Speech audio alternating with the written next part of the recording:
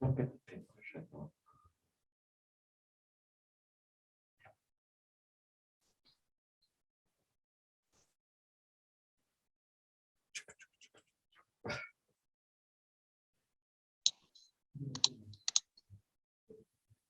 Buenos días a todos ustedes y sean bienvenidos a la conferencia Las inversiones y la declaración de impuestos en enajenación de acciones en la Bolsa de Valores que organiza la Asociación Mexicana de Contadores Públicos y la Escuela Bolsa Mexicana de Valores.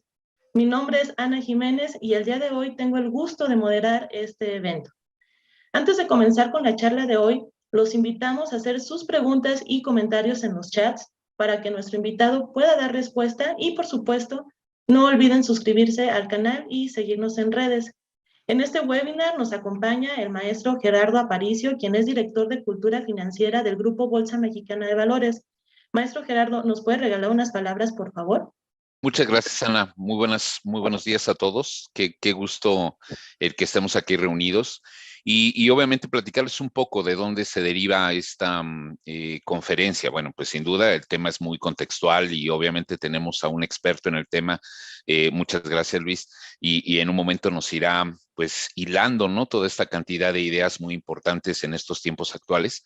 Pero también mencionarlo que este esfuerzo no es único, sino también forma parte de toda una serie de conferencias y de pláticas que tendremos de manera entre la Asociación Mexicana de Contadores Públicos y la Escuela Bolsa Mexicana, que tuvimos a bien hace algunos meses firmar un convenio de colaboración, y en ese convenio de colaboración parte del compromiso era justo esto, el poder brindar formación de primer nivel de manera gratuita y expedita para todas las personas que requieren de este tipo de temas, ¿no? Entonces, pues mi agradecimiento a la asociación, obviamente mi agradecimiento muy profundo a José de Jesús Rodríguez, quien es el presidente actual de la asociación, y pues recomendarles que continuamente estaremos sacando este tipo de conferencias mes a mes, en los cuales la intención pues es que podamos salir muy bien dotados e informados en relación a este tipo de temas, ¿no? Pues muchísimas gracias, disfrútenlo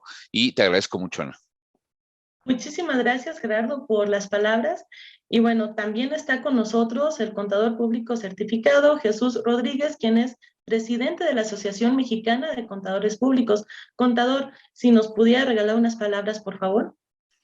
No, para mí es un grato este evento, la verdad lo hemos trabajado desde el año pasado, cuando firmamos aquel convenio, y bueno, por cuestiones de pandemia no pudimos aterrizarlo bien, más sin embargo este año ya empezamos con esta agenda, la verdad es un ganar y ganar para nuestros asociados y para el público en general.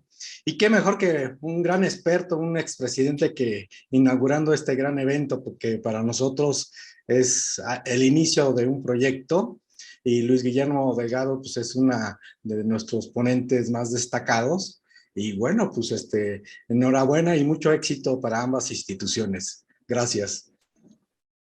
Muchísimas gracias, contador Jesús Rodríguez. Y bueno, nuestro ponente el día de hoy, el contador público certificado Luis Guillermo Delgado Pedrosa. Él es expresidente de la Asociación Mexicana de Contadores Públicos en la Ciudad de México. Y bueno, el contador Luis Guillermo nos va a resolver dudas respecto a cómo se debe de hacer la declaración de impuestos cuando se generan inversiones, ya sean activos de capital como acciones, fondos indexados o incluso en instrumentos que no están regulados ante la normatividad mexicana, como pueden ser las criptomonedas. Y bueno, antes de iniciar, me permito leer brevemente la semblanza de nuestro ponente. Nuestro ponente el día de hoy, Luis Guillermo Delgado Pedrosa, él es egresado como contador público con mención honorífica por parte del Instituto Tecnológico y de Estudios Superiores de Monterrey. También es socio director de Academo, Delgado Aragón y Asociados, que es una empresa líder en capacitación empresarial, y ha sido por más de 27 años profesor de la División de Estudios de Posgrado de la Facultad de Contaduría y Administración de la UNAM, entre otras universidades del país. También cuenta con diversas publicaciones especializadas y estas publicaciones están autorizadas por el Tribunal de Justicia Administrativa.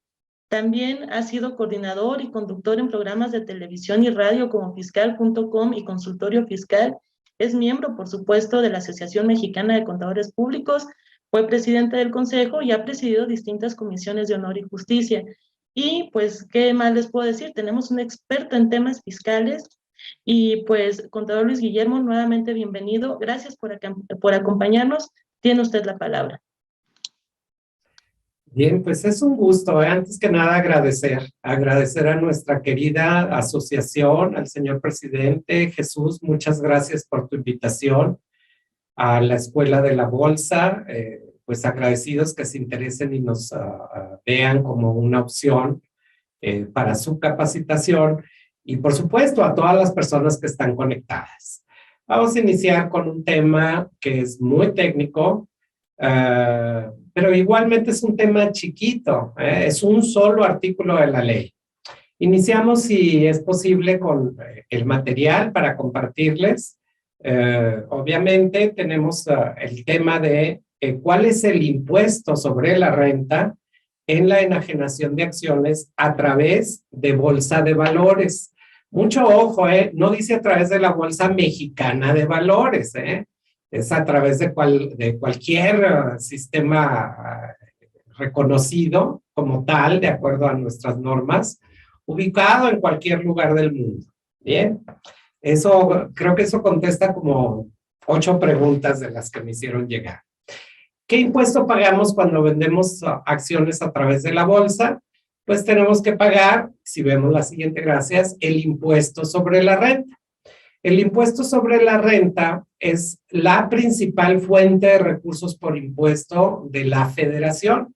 Como podemos observar, la Ley de Ingresos establece la estimación que para 2022 la recaudación de impuestos sobre la renta sea pues de cerca del 53%. Lo que es un hecho es que es más de la mitad de las contribuciones que se recaudan en nuestro país provienen de impuestos sobre la renta. A lo contrario de lo que recomienda la OCDE, en nuestro país lo podemos afirmar categóricamente porque está en la ley, pagamos más impuestos por trabajar, por producir, por invertir que por gastar.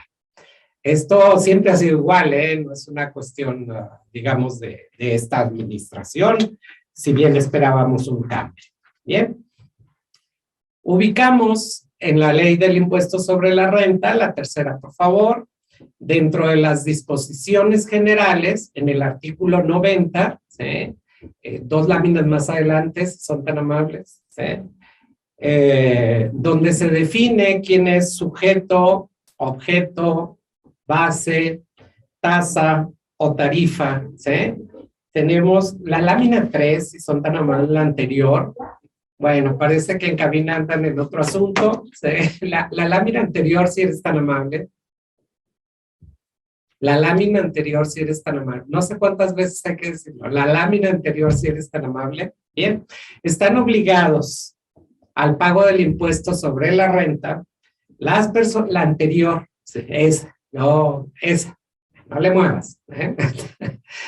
Están obligadas a pagar el impuesto sobre la renta y en este caso, híjole, mira, esa es la lámina 5. ¿Puedes poner la lámina 3? No, para atrás. Ándale, ahí, ¿sí? Gracias. Bien. Están obligadas a pagar el impuesto sobre la renta las personas físicas residentes en México. Bien. La cuestión tributaria es una cuestión de residencia, no de nacionalidad. Entonces, quienes residan en México pues, serán las personas que establezcan su casa habitación en territorio nacional. Bien. Ellos serán los sujetos, ¿sí? Y el objeto del gravamen son los ingresos que obtengan.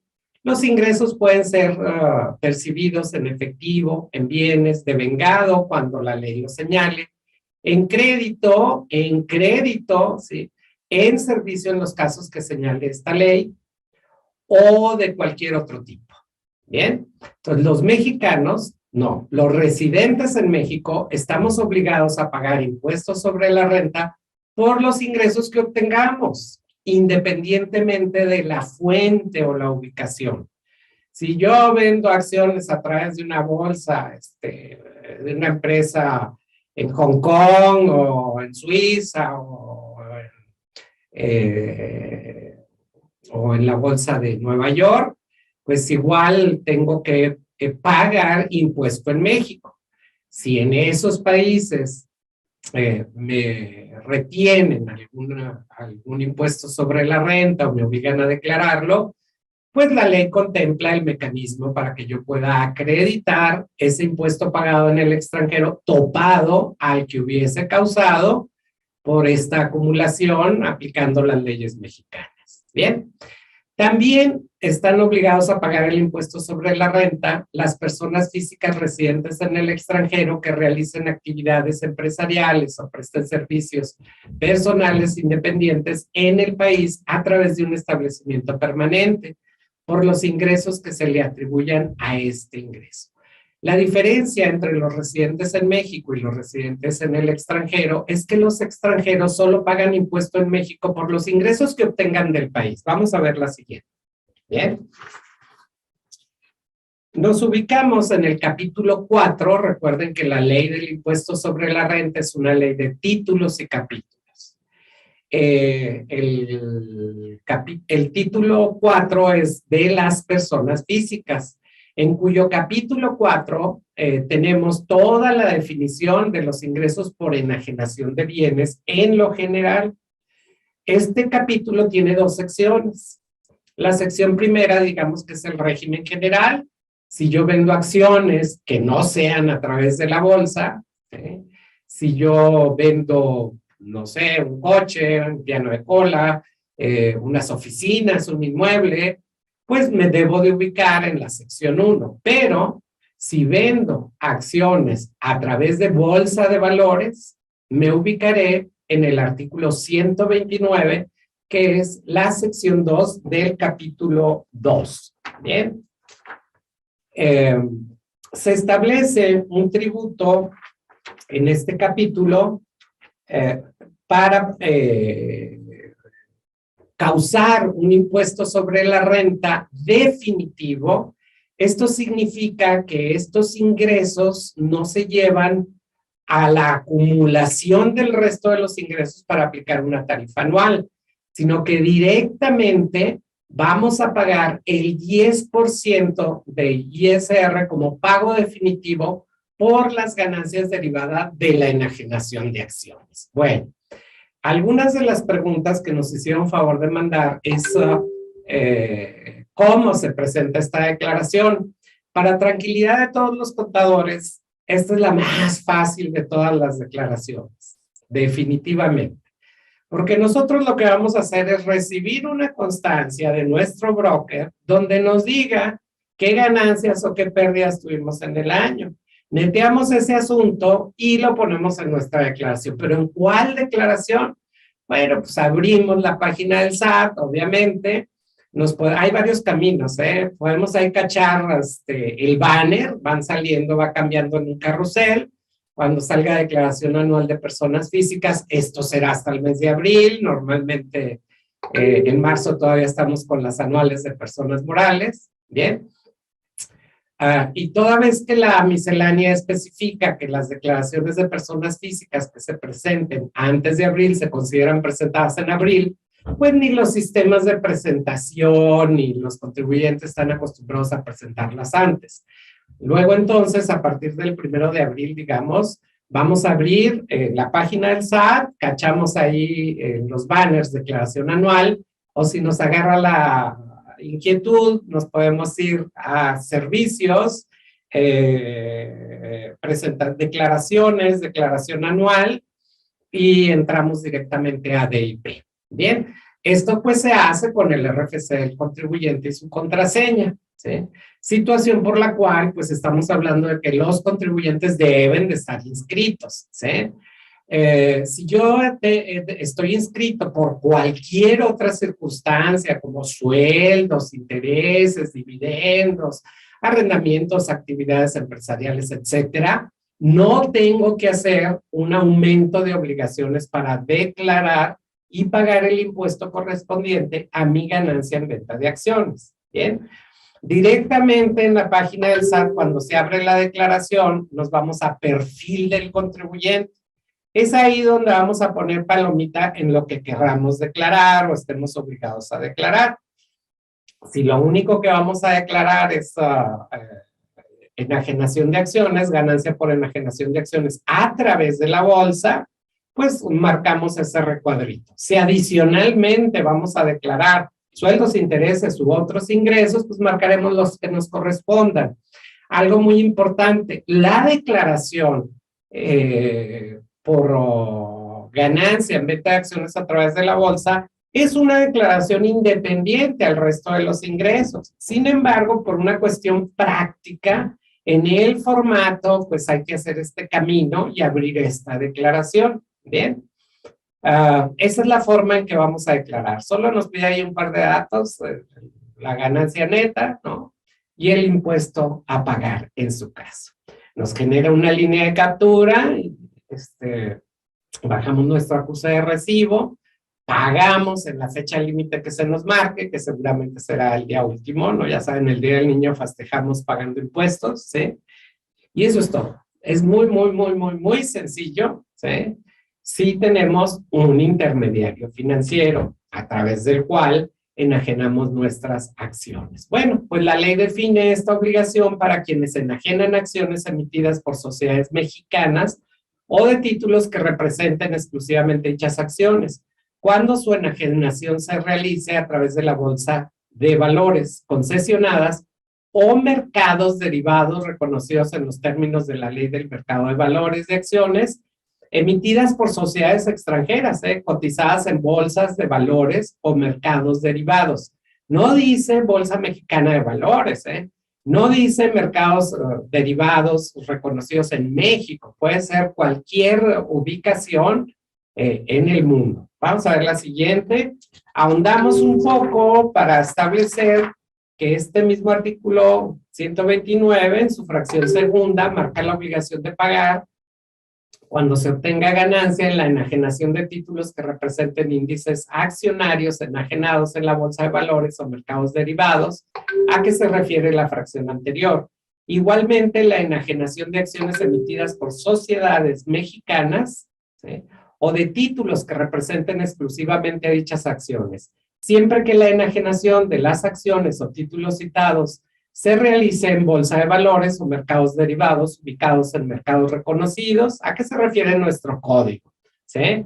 Siempre y cuando tengamos vigente un tratado para evitar la doble tributación. ¿Sí? La resolución miscelánea nos da la extensa lista de países con los que tenemos firmados estos tratados. En la siguiente lámina continuamos comentando que la fracción cuarta se refiere a las operaciones financieras derivadas de capital, no de deuda, referidas a acciones colocadas en bolsas de valores concesionadas conforme a la ley de mercado de valores, así como por aquellas referidas a índices accionarios que representen las citadas acciones, siempre que se realicen en los mercados o multimensionados mercados reconocidos, a que se refiere nuestro Código Fiscal de la Federación. Bueno, pues vamos a ver ahora sí estrictamente cómo se determina el impuesto.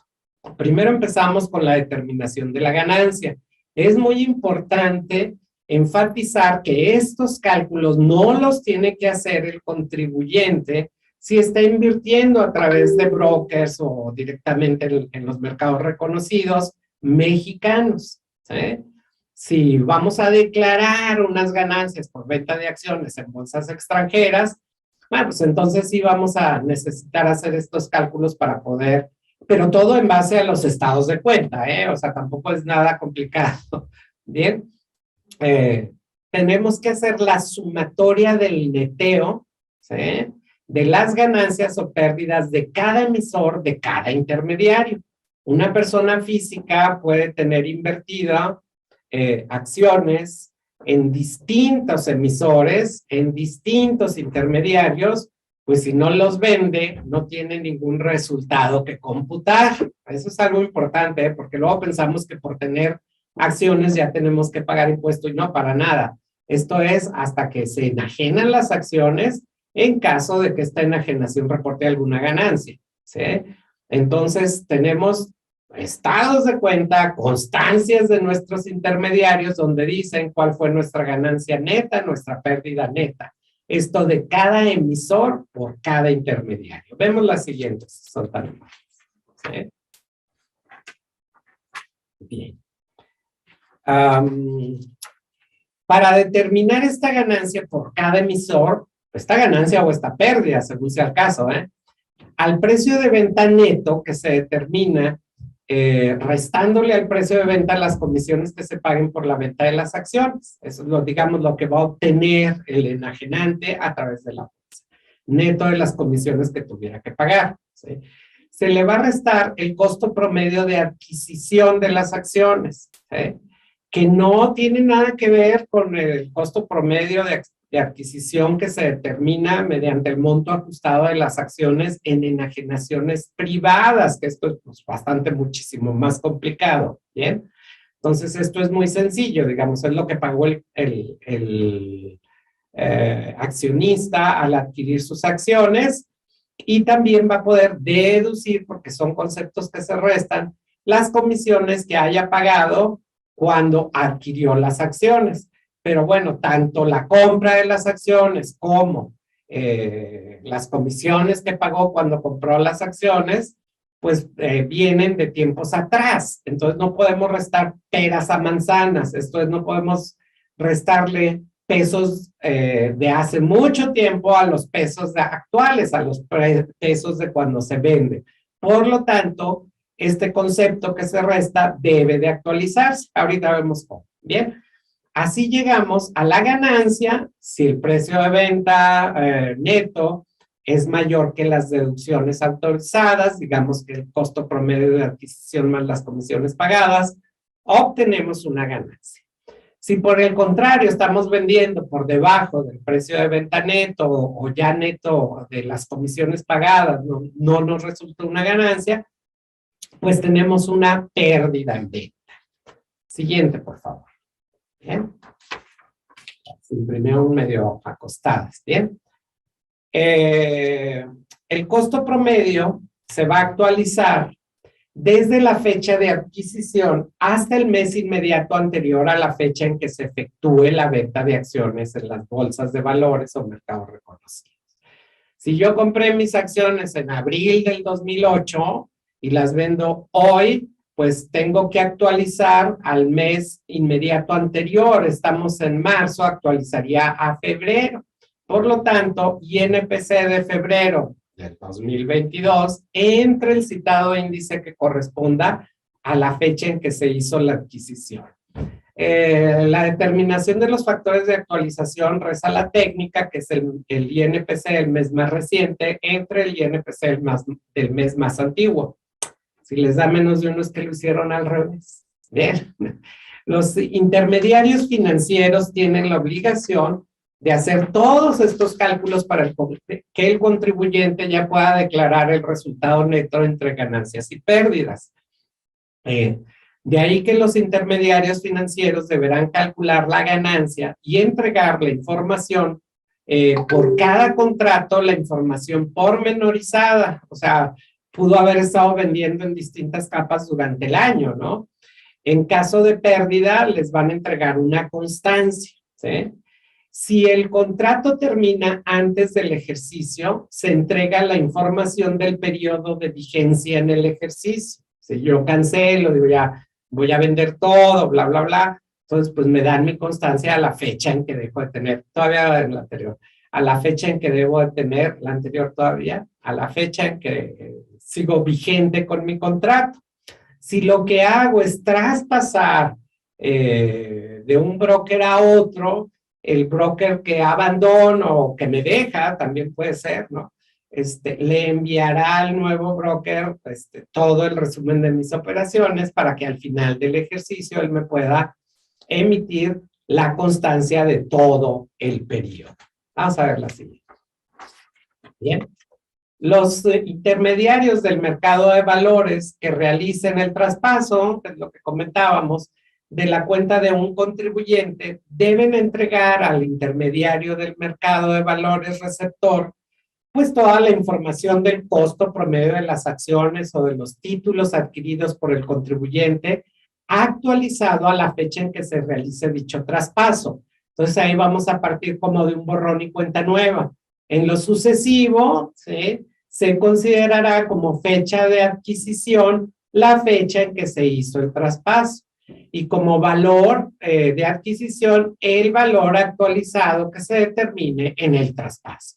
El intermediario de mercado de valores que reciba el traspaso considerará esta información para el cálculo del costo promedio de adquisición de las acciones o títulos cuando se efectúe su enajenación.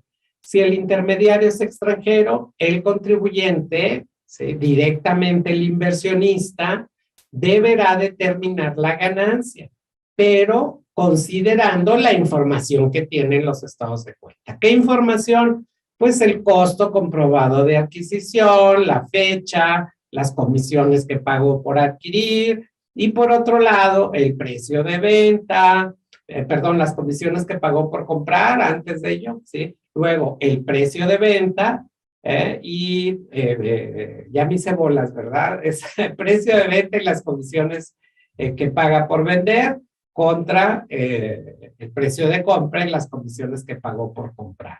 De ahí que los estados de cuenta son documentos fuentes, es importante conservarlos. Cuéntele por lo menos 5 años a partir de que presente esta declaración antes de proceder a eliminar esos estados de cuenta. Finalmente son documentos fuente que le garantizan haber declarado con toda precisión.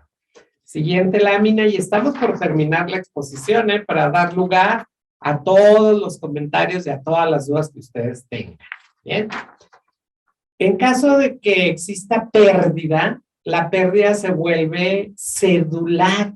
En la técnica fiscal universal, no solo en México, las pérdidas pueden ser universales o cedulares. Universales es que se puedan llevar contra otro tipo de ingresos, ¿no? Así, por ejemplo, si yo tengo pérdida en venta de acciones de forma privada, pues una parte de la pérdida es disminuible contra ingresos de capital, o sea, contra cualquier ingreso que no sea sueldo, que no sea empresarial ni por servicios, lo puedo llevar contra ganancias o ingresos por arrendamiento, por intereses, por dividendos. Sin embargo, tratándose de pérdidas en caso de enajenación de acciones a través de la bolsa, únicamente se pueden disminuir de ganancias que se tengan en venta de acciones a través de la bolsa. Esto es en el mismo ejercicio. De hecho, ya lo habíamos visto, ¿no? De que se netean resultados de ganancias menos pérdidas, ¿sí? Si el resultado neto en un ejercicio son pérdidas, bueno, pues entonces podemos guardar nuestras pérdidas para disminuirlas de ganancias que generemos hasta en 10 ejercicios siguientes. Por supuesto, las pérdidas también se actualizan, no se van a quedar ahí muriéndose de inflación, ¿no? La pérdida obtenida se actualiza desde el mes en que ocurre la pérdida, o sea, el mes en que ocurre es cuando vendí con pérdida, hasta el cierre del ejercicio, ¿sí? La parte no disminuida se actualiza al cierre del ejercicio anterior a aquel en que se aplique. Entonces, yo tengo mi pérdida, la actualizo al cierre del ejercicio y la neteo contra ganancias del ejercicio. Si todavía me queda pérdida, empiezo a correr el cronos de 10 años. Al siguiente ejercicio, mi actualización va a ser la unidad, porque se actualiza el cierre del ejercicio anterior y ya estaba actualizada el cierre del ejercicio en que se sufrió, ¿de acuerdo? Sin embargo, del ejercicio 2 al ejercicio 10, pues ya se va a ir actualizando diciembre a diciembre con inflaciones anuales. Que por cierto, y tristemente, pues son inflaciones de las que ya no estábamos tan acostumbrados, ¿no? El año pasado reportamos una inflación de 7.35 y este año ahí vamos que volamos, a una cosa parecida, ojalá menor, ¿sí? Por el bien de todos, ¿no? Pero pues no con muchas esperanzas de tener un buen control. No depende exclusivamente de nosotros ni del país, Es un fenómeno mundial que primero se vio afectado por una pandemia que no termina, que repunta en Oriente, que repunta en Europa, que afortunadamente en nuestro país estamos inaugurando una semana por primera vez en 2 años con semáforo verde a lo largo y ancho del país, pero siguiendo poniendo esmero en las medidas, ¿no? de precaución. Bueno, todo esto tuvo efectos económicos y si a esto le sumamos una guerra terrible, ¿no? De una invasión de un país poderoso ante pues un vecino no tan fuerte, una democracia en ciernes invadida por una potencia mundial, esto sí está teniendo efectos inflacionarios alrededor del mundo, ¿no? No basta con decir que somos neutrales y que respetamos a las naciones. De todas maneras, estamos pagando la gasolina en 25 pesos, la premium, 23, 24 pesos ya la magna y lo que sigue, ¿no? El gobierno hace su parte, ¿no? Dando un subsidio por el IEPS que se causa en la enajenación. No estamos pagando IEPS, pero estamos pagando costo de gasolina. O sea, a fin de cuentas estamos desembolsando un dineral. Como todo en el país se mueve, todo lo que compramos viene de algún lado, pues todo es transportado, pues todo se infla en sus costos, entre otras, pues por esta parte, ¿no? Y viene lo peor, ¿no? También van a subir, por supuesto, los alimentos ante la escasez de los graneros del mundo, que son Rusia y Ucrania, pues va a subir, empezando por la harina, los cereales, todo, y se da una cadena de aumentos generalizados. El tipo de cambio, terrible, ¿no? Ya no sabemos si necesitamos un cambio de tipo o un tipo de cambio, ¿no? Bien, si el contribuyente, regresando a nuestras pérdidas que se actualizan, ¿sí?, no disminuye la pérdida durante un ejercicio pudiéndolo haber hecho, pierde el derecho hasta por el importe que pudo haber amortizado. Esto es, en el ejercicio, no sé, 2019, tuve una pérdida de 1 millón de pesos ya actualizada. En 2020 tuve una ganancia de 800,000 y amorticé mi pérdida a 200,000. En 2021, que voy a presentar ahorita, tengo una ganancia de 50,000 pesos y pago el 10%. Se me olvida que tenía esa pérdida. Bueno, a los 200,000 que me quedaban, ya hay 50 que no voy a poder seguir disminuyendo en el futuro porque pude haberlo hecho aquí. Alguien diría, pues échate una complementaria. Los tribunales dirían, las opciones no se pueden cambiar a través de complementarias, son nulas de acuerdo a los tribunales. La amortización de pérdidas o la disminución de pérdidas es optativa, no es obligatoria. Entonces, si no tomaste la opción, pues ya perdiste el derecho a hacerlo. ¿Por qué? Porque las opciones se ejercen con consistencia y no se pueden cambiar para el mismo ejercicio.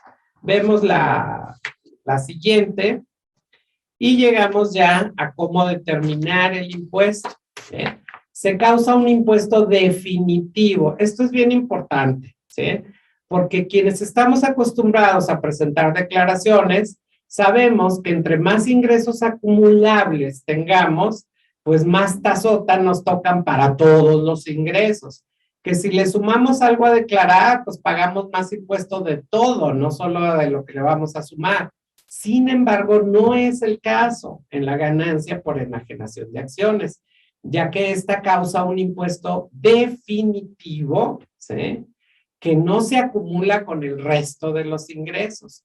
Los contribuyentes, por lo tanto, deberán de presentar esta declaración de este impuesto definitivo junto con su declaración anual, ¿sí?, junta pero no revuelta, la declaración anual de sus sueldos, sus arrendamientos, sus intereses, su ganancia por enajenación, sus ingresos de actividades empresariales del régimen general, ingresos de empresariales por plataformas, por servicios, premios, si se ganaron el avión o les dieron avión, eso va con ingresos acumulables, ¿sí?, de forma independiente de esta declaración. El sistema de presentación de declaraciones genera dos declaraciones, una para ingresos acumulables y otra para este pago definitivo por venta de acciones a través de la bolsa. Concluimos, ¿sí?, la siguiente. con la aclaración de que no se pagará el impuesto tratándose de ganancia en venta de acciones emitidas por sociedades de inversión especializadas en fondos para el retiro cuando el fondo esté registrado en la bolsa. Bien, esta es una ubicación bastante extraña, ¿eh? Todos los ingresos exentos o por los cuales no se tiene obligación de pagar el impuesto, pues se ubican en el artículo 93. Sin embargo, al ser este un artículo único del tratamiento global de la ganancia en venta de acciones a través de la bolsa, pues aquí lo tenemos incorporado. Bien, y vamos a terminar la ponencia para dar lugar a todos sus comentarios con un ejemplo. Si son tan amables, vemos la última y ya nos olvidamos del material. Bien.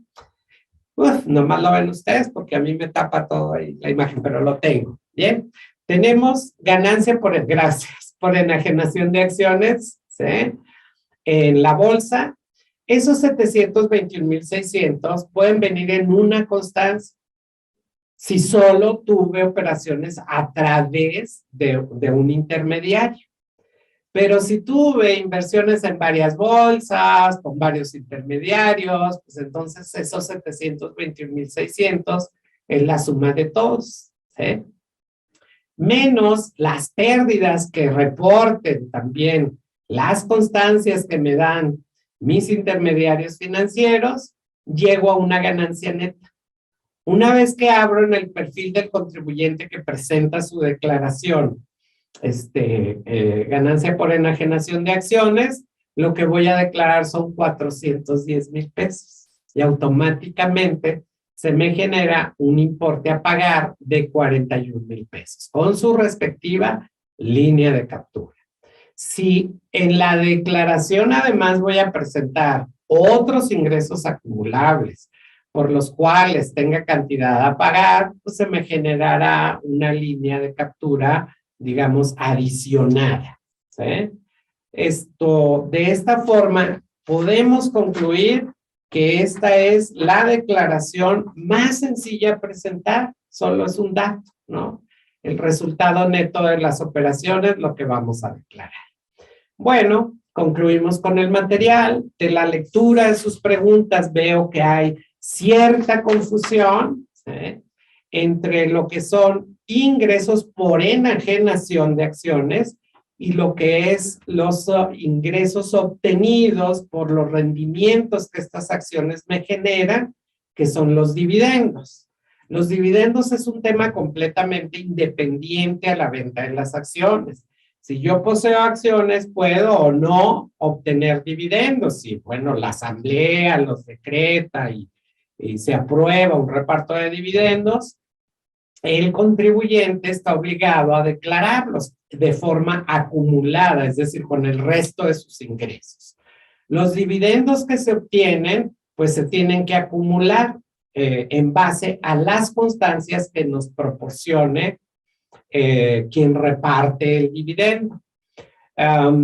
Siendo posible acreditar el impuesto que pagó la persona moral para poder repartir ese dividendo. El impuesto que pagó la persona moral lo pudo haber pagado desde que generó las ganancias fiscales de los ejercicios por los cuales tiene utilidades fiscales y paga el impuesto sobre la renta, llevando una cuenta de utilidades fiscales netas, ¿sí?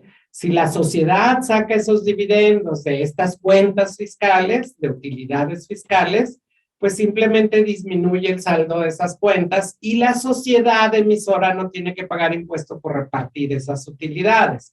Pero puede ser, ¿sí?, que una sociedad apruebe unos estados financieros que reflejen más utilidad contable, más utilidad financiera, que la utilidad fiscal que ha venido pagando impuestos. Y en estos casos, si la sociedad agota sus cufines y reparte por encima de ello, pues tiene que reconocer que está repartiendo una utilidad, está repartiendo una utilidad que no ha pagado impuesto y que por lo tanto tiene que pagar. Si una sociedad reparte 100, ¿cuánto tiene que pagar? 42.68. Pues que no es el 30%. Sí, pero los 100 que repartió fue después de haber pagado impuestos. Entonces los dividendos se multiplican por 1.4286 y se aplica el 30%. Eso lo hace la sociedad, ¿sí? La sociedad que reparte tiene la obligación de finiquitar cuentas con el fisco respecto de las utilidades que está repartiendo. Por supuesto, si la sociedad reparte unas utilidades que no habían pagado impuesto y tiene que pagarlo y después genera el impuesto, pues podrá obviamente la sociedad acreditar ese impuesto que pagó a la hora de repartir anticipadamente las utilidades. Y digo anticipadamente porque fiscalmente no habían generado resultado fiscal, ¿eh?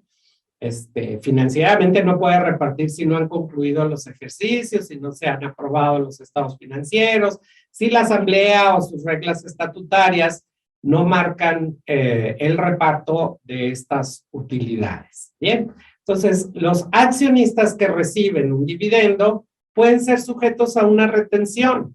Si la sociedad que reparte el dividendo identifica que lo que está repartiendo se generó del 2014 en adelante, le debe retener al socio un 10% del dividendo que le paga.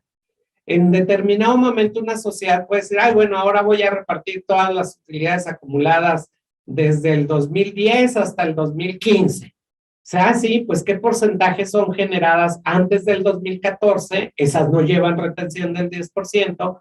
¿Y qué porcentajes son generadas a partir del 2014? Esas sí llevan 10% de retención. Para la sociedad que retiene es un pago definitivo, ¿sí? Porque como la sociedad puede acreditar los anticipos que hace de ISR, es decir, sus pagos provisionales, puede acreditar las retenciones que le hacen, no la que ella haga, ¿sí? Puede acreditar el impuesto que tenga que pagar por repartir dividendos adicionales a la CUFIN, pues pareciera que puede acreditar todo, pero la sociedad no puede acreditar la retención que efectúa para ella, para la sociedad es un pago definitivo. Sin embargo, para el accionista, pues es una retención y obviamente la puede acreditar en su declaración anual. De tal forma que si yo recibo 100 mil, 100 millones, ¿sí?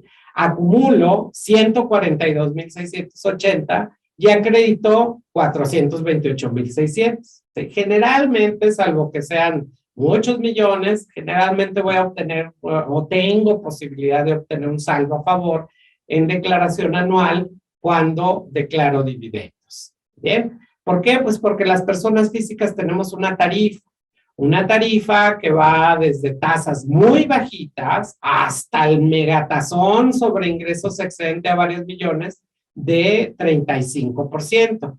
Y estoy acreditando el 30% de lo que acumulo, ¿bien? Entonces, por todos los renglones intermedios de menos del 30%, ahí estoy acreditando más de lo que causo. Solo me empato en el del 30% y solo me rebasa por la parte que exceda los límites a los últimos renglones de la tarifa, donde el impuesto ya puede ser del 32, 34, 35%. Pero por favor que nos quede claro, son dos cosas bien diferentes, dividendos de enajenación de acciones. Ahora sí, creo que vamos con toda puntualidad con el programa. Podemos dar lugar a las preguntas que tengan. Y la primera pregunta la tengo yo para la producción de este webinar. Quedará grabado el webinar para las personas que lo quieran o que quieran acceder a él de manera posterior. Sobre todo si alguien se conectó, no tuvo oportunidad, llegó tarde al webinar, puede de forma posterior acceder a la página de la asociación y bajarlo, porque luego es muy común que hay muchas preguntas de cosas que se vieron al principio, y eso pues es como repetir para quienes sí estuvieron puntuales. Y hay que premiar la puntualidad, ¿no? Fíjense, por cierto, yo hice más de 1 hora para llegar aquí a la asociación a compartir con ustedes. Así que le voy a sugerir a la asociación que se cambie por el aeropuerto Felipe Ángeles. Dicen que para allá se hacen 40 minutos, ¿no? A lo mejor sería una solución para llegar a tiempo. Bueno, sí se va a poder transmitir, o sea, bajar el webinar de manera posterior. Sí va a estar disponible. me confirman que así es, para que a su vez, si lo quieren compartir, pues el conocimiento es universal, es el lema de toda universidad y por supuesto de nuestra asociación, el conocimiento al universo. Damos lugar entonces a las preguntas y respuestas. Comparto los micrófonos con nuestra compañera Ana Jiménez, si hay alguna pregunta que se haya externado a través de esta plataforma. Muchísimas gracias, contador Luis Guillermo. Tenemos bastantes preguntas, pero vamos a tocar algunas que tal vez se podrían ampliar un poquito más para aprovechar estos minutos que todavía nos quedan del webinar. Y una pregunta muy en particular es si hay algún papel de trabajo para el cálculo de los impuestos en inversiones. Adelante, por favor. Sí, no. Como hemos venido enfatizando, nuestra base, nuestro documento fuente, nuestro papel de trabajo es la constancia que nos da nuestro broker, nuestro intermediario bursátil. De ahí en más, pues el ejemplito con el que cerramos, ese sería nuestro papel de trabajo, ¿no?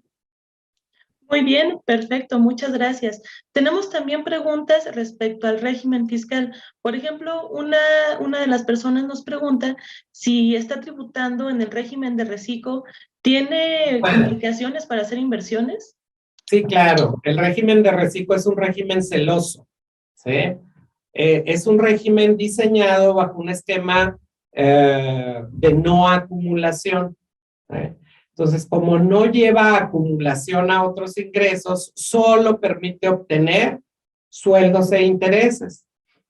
Además de una lista de ingresos que agrega la resolución miscelánea, entre los que cabe mencionar, no sé, el retiro de las afores, la venta exenta de su casa habitación, que sería el único ingreso por enajenación permitido en este régimen simplificado de confianza. Pero, digamos, si ya tenemos operaciones de otro tipo, si obtenemos ganancia en venta de otro tipo de bienes, no podemos tributar como reciclos, ¿sí? A partir del mes siguiente, no podríamos seguir tributando como reciclos de acuerdo a la ley. La miscelánea ilegalmente nos obliga a ser complementarias desde enero en el régimen general. Perfecto, muy bien, muchas gracias por la respuesta. Vámonos a otro caso. Ahora, los estudiantes que, por ejemplo, todavía no están dados de alta en Hacienda o todavía no están en algún régimen, ¿cómo pueden empezar a declarar impuestos? Ah, muy bien. Bueno, si no tienen sueldos, si no tienen intereses, si no reciben otro tipo de ingresos, se pueden dar de alta como datos informativos. Esto es, en la declaración anual nosotros podemos... o debemos, no podemos, debemos informarle al SAT si acaso en el ejercicio obtuvimos algún préstamo superior a 600,000 pesos, sería la obligación. Algún préstamo, a la venta exenta de una casa habitación, recibir una herencia, un donativo, viáticos exentos en caso de trabajadores, préstamos, hay que informar, y entonces podemos acudir a través de la página del SAT a generar nuestra inscripción como solo datos informativos. El chiste aquí es tener el RFC y la contraseña para entonces sí poder accesar a la página del SAT y al abrir la declaración nuevamente en el perfil palomearemos, existirá el verbo palomear, ¿no? Pondremos una palomita en enajenación de acciones, ¿sí? Recuerden que hubo una propuesta de iniciativa y un poco revolucionaria en donde se pretendía obligar a todos los mexicanos a estar inscritos en el RFC con independencia que no fueran contribuyentes. Entonces resulta un poco paradójico tener que formar parte de un registro de contribuyentes cuando no contribuyes, que sería el caso de un estudiante, una persona que no genere ingresos, que no sea sujeto de impuestos sobre la renta. Bueno, pero si el estudiante, pues no sé, por una fuente de recursos, tal vez un donativo, una herencia, qué sé yo, ahorró sus domingos y los invirtió en la bolsa, pues entonces Si vende las acciones con ganancia, deberá de presentar esta declaración. Al igual que cualquier otra persona, no solo estudiantes. ¿De acuerdo? Perfecto, muchísimas gracias. Tenemos otra pregunta que ha sido recurrente y tiene un poquito de tinte de ocultamiento, ¿no? Y la pregunta es, supongamos que generamos utilidades en brokers extranjeros, no hacemos el neteo, o bueno, en brokers que no están regulados, no hacemos este neteo que usted nos estaba comentando, y resulta que no hago la declaración. ¿En qué momento el SAT me va a cachar? En Prácticamente. cualquier momento, en cualquier momento. Recuerden que tenemos intercambio de información con muchos países, ¿sí? Tenemos celebrados en los acuerdos de intercambio de información fiscal, de tratados de libre comercio,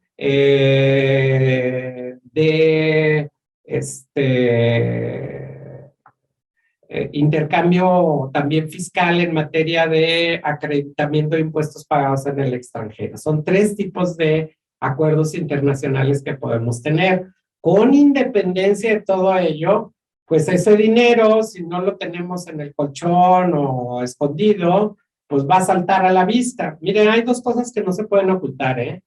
El dinero y el amor, ¿no? O sea, uno recontento, ¿a poco no? ¿Sí? El SAT tiene todas las facultades para revisarnos por cualquier medio, ¿sí? Ya sea pidiendo información nuestra, incluso a otras entidades fiscalistas de otros países, ¿sí? O directamente a través de la bolsa, de los bancos, ¿no? Del sistema financiero mexicano. Recuerden que no se considera que existe el secreto bancario cuando la autoridad está ejerciendo sus facultades de revisión. Entonces, la autoridad se puede allegar de información del sistema financiero y hay algo que se llama la discrepancia fiscal, ¿sí? De pronto, si yo compro una casa que cuesta, no sé, 30 millones de pesos, ¿no? Y en este ejercicio yo declaro 8 millones de pesos, el SAT me puede decir, ¿de dónde sacaste para comprar esa casa? Digo, se me hace una pregunta media absurda porque no sé ustedes, pero yo no podría comprar una casa con mis ingresos de un ejercicio. Uno le viene pedaleando toda la vida para hacerse de sus bienes, ¿no? Entonces tenemos recursos que se han generado a lo largo de muchos años. O bien tenemos un crédito bancario. Entonces, para que ni nos molesten en preguntarnos que de dónde sacamos, por eso informamos los préstamos, ¿sí? La respuesta a su pregunta es en cualquier momento, ¿eh? Yo no me arriesgaría, ¿no? Finalmente es un impuesto del 10%, ¿sí? Que es una tasa relativamente baja, claro. Y es un impuesto a la ganancia, no al monto de la venta, ¿eh? Y si encima en el extranjero pagué impuesto, pues si ya pagué más de un 10%, ¿por qué no lo declaro? Y acredito ese impuesto, ¿no? Topado al impuesto que se causa en México. Es una estrategia muy riesgosa, darle al SAT, ¿sí? Totalmente de acuerdo. Y bueno, vámonos con una última pregunta que también ha sido muy recurrente. Las declaraciones a partir de utilidades sobre inversiones, ¿es mejor declararlo anualmente o también se pueden hacer las declaraciones mensuales? No existen pagos con periodicidad distinta a la declaración anual. Por favor, no legislen. De hecho, aunque quisieran, no pueden pagar, ¿no? No hay un formato para ello. La única forma de pagar el impuesto, cumplir con nuestra obligación, es a través de esta declaración anual que se genera paralelamente a la declaración anual del contribuyente. Perfecto, muy bien. No les den ideas, imagínate que nos pongan al rato a hacer pagos provisionales, a acreditar, a llevar contabilidad, a emitir CFDIs. Nada de eso nos aplica, solamente pagar en base a la información que nuestro broker nos proporciona. Perfecto, muchísimas gracias. Y sí, porque como les comentaba, esta es una de las preguntas que han sido más recurrentes, bueno, las que hemos estado planteando. Y bueno, pues tenemos todavía como otras 20 preguntas más, pero todas están muy relacionadas con lo que se acaba de comentar. Entonces, contador Luis Guillermo, ¿algún mensaje final que nos quiera compartir a nuestro auditorio? Pues sí, por supuesto. Pagar impuestos no es algo que nos guste a nadie, ¿no? No es una cooperacha, es una imposición. Por eso son impuestos y tenemos obligación de cumplirlos. Se nos antoja de pronto muy caro. Todos pensamos que las leyes fiscales de nuestro país pues, son las más difíciles, las más caras, las más abusivas. A mí me ha tocado la experiencia de darles la bienvenida a algunos ejecutivos de otras nacionalidades que se vienen a residir en México, porque los grupos empresariales los mueven. Hijos, ¿y ahora cómo le explico a este francés que tiene que pagar impuesto en México por los ingresos que obtenga en todo el mundo? No solo por los que genera en México, porque ya va a residir en territorio nacional. Cuando le planteé esto en particular, recuerdo muy bien ese caso a unos ejecutivos de una empresa francesa, ¿sí? Brincaban de gusto. Imagínense, yo pensaba que en México era lo más abusivo en materia de impuestos, y resulta que no, que en todo el mundo más o menos está por el estilo. Yo sé que habrá muchos comentarios que digan, sí, pero en Francia sí tienen servicios médicos o sí tienen tratamientos de cáncer para los niños o escuelas de tiempo completo, guarderías infantil. Ese es otro asunto, pues tendremos que aprender a exigir la transparencia en el uso de los recursos que aportamos. Finalmente, todo lo que hace el gobierno lo hace con nuestros recursos, con nuestro esfuerzo y con nuestro trabajo. Contribuir, sí, es una obligación, sí, hay que hacerlo, por supuesto, si no nos va el cojón, no se imaginan, ni entregando las llaves cubrimos un crédito fiscal, Entonces, más nos vale cumplir a tiempo y en forma, y pues sí también empezar a darle algún cierto de seguimiento a qué se hace con nuestro dinero. Excelente, yo creo que es un muy buen mensaje y todo lo que nos acaba de compartir en esta hora ha sido formidable y ha resuelto muchas de las dudas que son muy comunes y que a veces no sabemos a quién dirigirnos o a quién preguntarle. Entonces, contador Luis Guillermo y estimado público, con esto llegamos al final de esta transmisión. Les agradecemos muchísimo a todos ustedes y por supuesto a usted, contador, que pudiera compartirnos su experiencia con todos nosotros. Recuerden que los invitamos también a que se suscriban al canal, a que nos sigan en las redes, a que compartan con más personas este contenido que es muy valioso y dejarnos sus comentarios y sus likes, por supuesto. Recuerden que esta plática, este webinar va a quedar grabado para que ustedes lo puedan, insisto, compartir, porque yo sé que conocemos a más de una persona que no sabe cómo declarar sus impuestos cuando empieza a generar utilidades en la bolsa que sea, como bien nos lo comentó el contador, y los esperamos el siguiente mes con el webinar Gastos deducibles y no deducibles, que yo creo que también es vital para toda nuestra contabilidad, que tal vez no muchos lo queremos hacer, pero pues Dios bendiga a los contadores que nos permiten y nos dan luz en todos estos temas. Nuevamente, pues le agradecemos por estar con nosotros al contador Luis Guillermo Delgado Pedrosa, también al contador público certificado Jesús Rodríguez, quien es el presidente de la Asociación Mexicana de Contadores Públicos, y a Gerardo Aparicio, director de Cultura Financiera del Grupo Bolsa Mexicana de Valores. Nos despedimos a nombre de la Asociación Mexicana de Contadores Públicos y de la Escuela Bolsa Mexicana de Valores. Hasta la próxima.